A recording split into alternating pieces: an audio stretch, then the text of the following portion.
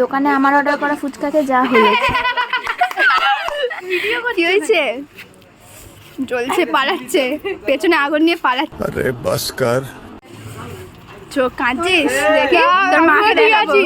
আমি ঠিক আছি, আউল যাবে।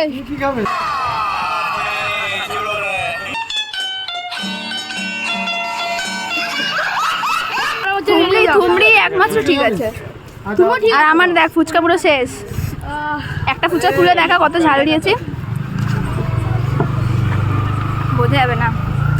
ফোনটা একটু ধর, তোমার নাতি তো সারা ফুচকাটা খাই।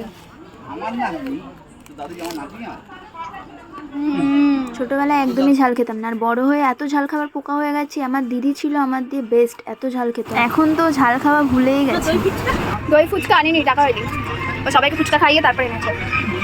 তোমার মেয়েকে কি করেছে জিজ্ঞেস করো। আরে ঝুলিয়া তো ছিল সেজন্য মজা করছে।